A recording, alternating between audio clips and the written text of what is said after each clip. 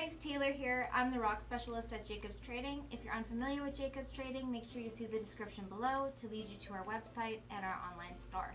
Today we're going to be talking about one of my favorites, the Megalodon. The Megalodon was a colossal prehistoric creature that swam in our oceans. It dates back from 25 million years to 2 million years. It reached astounding lengths of 60 to 80 feet long, and the largest tooth on record was a crazy 7 inches long, literally the size of my face. So the Megalodon's teeth have been found on every continent except for Antarctica. This is because they liked the warmer waters. They are unlike a whale where they can thermoregulate their body temperature, so they needed the warmth. It's believed that the Ice Age was a big cause for the Megalodon's extinction because the water temperature got a lot colder in the oceans, and whales, being able to thermoregulate their body, were able to be safe in a lot more areas in the ocean, and Megalodon eventually would have either had to convert to cannibalism and eating each other to just running out of a source of food.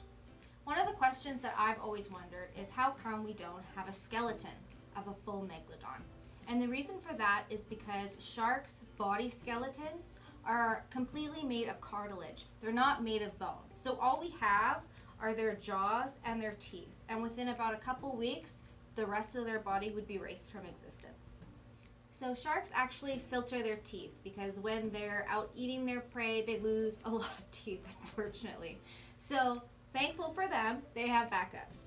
And they actually have pretty much a basic conveyor belt of extra teeth stored along the jawline. And when they lose the teeth, the other ones rotate and flip forward, and they're good to go. Okay, so here we have some teeth.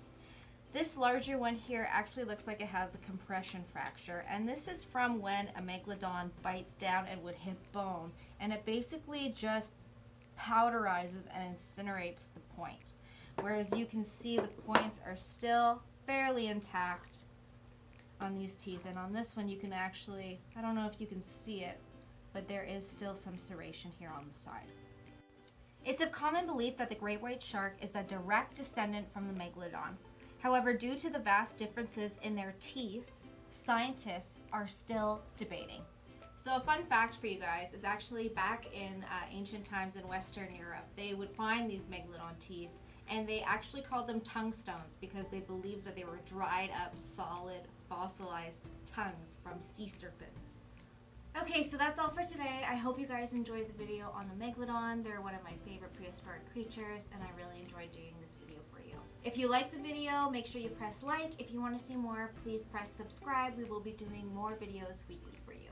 Have a rockin' day.